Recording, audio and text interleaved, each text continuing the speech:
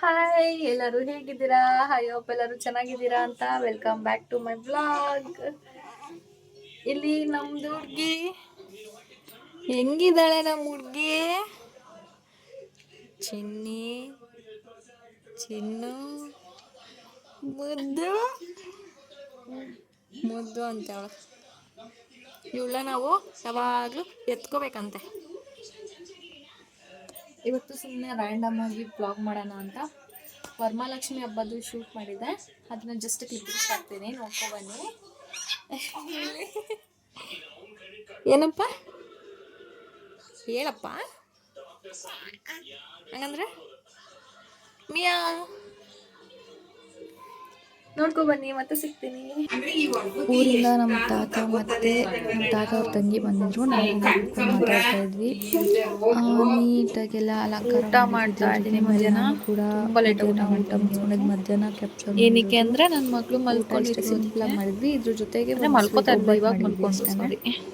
ತುಂಬ ಚೆನ್ನಾಗಿತ್ತು ಊಟ. ಒಳ್ಳೆ ಪ್ರೋಟೀನ್ ಇದೆ, ಕಾಪ್ಸ್ ಇದೆ, ಪಲ್ಯ, ಆಮೇಲೆ ಫೈಬರ್ ಇದೆ. ಒಬ್ಬಟ್ಟು ಮಾಡಿದ್ರು, ಒಬ್ಬಟ್ಟು ತಿಂದಿದ್ದೀನಿ. ಇರ್ಲಿ ಅಂತ ಬರೀ ನಾನು ಡಯಟ್ ತಿಂತಾ ಇದ್ದೀನಿ. ಪ್ರಾಪರಾಗಿ ಬ್ಯಾಲೆನ್ಸ್ಡ್ ಊಟ ಮುಗಿಸಿ ನಾನು ಕೂಡ ಬಟ್ ಆಗ್ತಾ ಇಲ್ಲ. ಸಂಜೆ ಪೂಜೆಗೆ ರೆಡಿ ಆದೆ. ನಾನು ಪೂಜೆನೇ ಮಾಡಿರಲಿಲ್ಲ ಬೆಳಗ್ಗೆಯಿಂದ. ಎಲ್ಲ ಮಿಸ್ ಆಗ್ತದೆ. ನನ್ನ ಹಸ್ಬೆಂಡ್ ವೆಯ್ಟ್ ಮಾಡ್ತಿದ್ದೆ. ಇವ್ರ ಪಕ್ಕದ ಮನೆ ಮಕ್ಕಳು ತುಂಬ ಚೆನ್ನಾಗಿ ಹೇಳ್ತಾ ಇದ್ರು.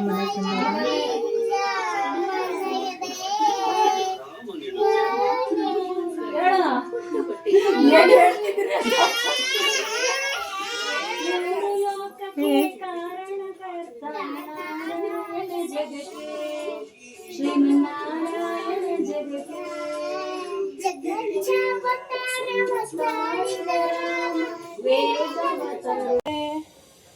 ಹೆಂಗಿದ್ದಾಳೆ ಹುಡುಗಿ?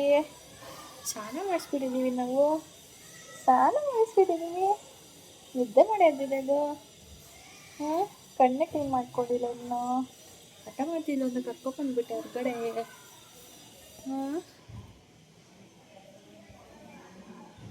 ನಮ್ಮ ಮನೆ ಒಳಗೆ ತುಂಬ ಶೆಕೆ. ಸೊ ಹೊರಗಡೆ ಹೊರಗಡೆ ಕರ್ಕೊಬರ್ತೀನಿ.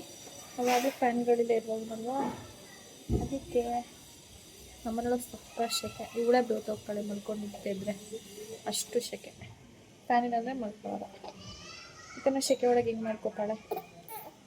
ಅಲ್ಲ ಆಟ ಮಾಡ್ತಾಳೆ. ಬೋರ್ ಆಗುತ್ತಂತ ಅವಳಿಗೆ, ಅಲ್ವೇನ್ರಿ?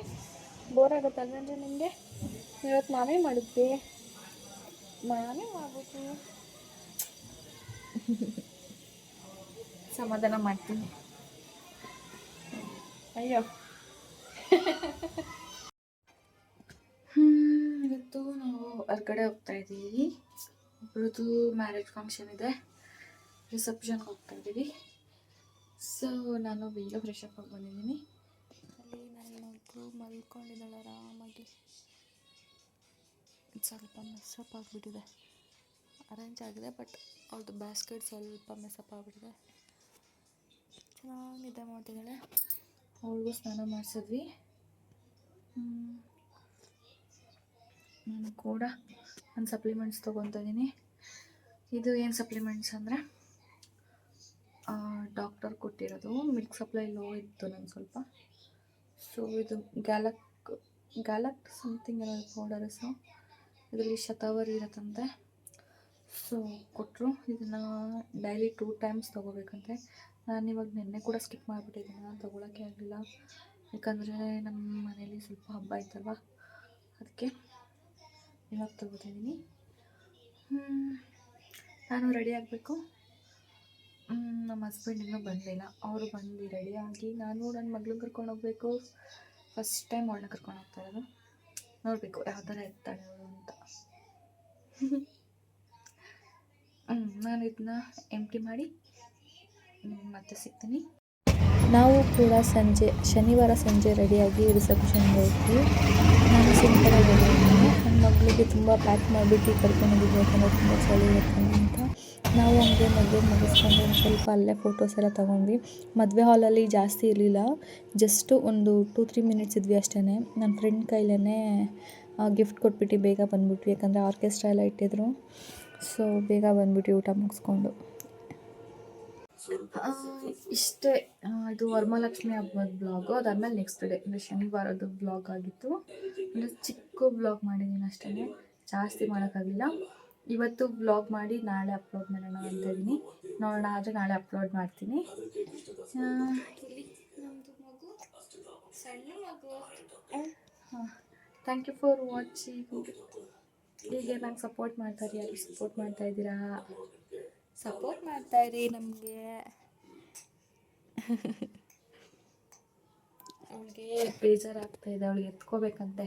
ಎತ್ಕೊಂಡ್ರೆ ಅದೇ ಅಭ್ಯಾಸ ಆಗ್ಬಿಡ್ತಾಳೆ ಅಂತ ಎತ್ಕೋತಾ ಇಲ್ಲ ನಾನು. ಇವಾಗ ಎತ್ಕೊಂಡು ಹೊರಗಡೆ ಕರ್ಕೊಂಡು ಹೋಗ್ತೀನಿ ಒಂದು ಸ್ವಲ್ಪ ಹೊತ್ತು. ಇಷ್ಟೇ ಇವಾಗ ಬ್ಲಾಗ್ ಮಾಡಿರೋದು. ಥ್ಯಾಂಕ್ ಯು ಫಾರ್ ವಾಚಿಂಗ್ ಮತ್ತೆ ಹೇಳ್ತಾ ಇದ್ದೀನಿ. ನಾನು ನಾಳೆ ಮತ್ತೆ ಇನ್ನೊಂದು ಬ್ಲಾಗಲ್ಲಿ ಸಿಗ್ತೀನಿ. ಬಾಯ್ ಎಲ್ರಿಗೂ.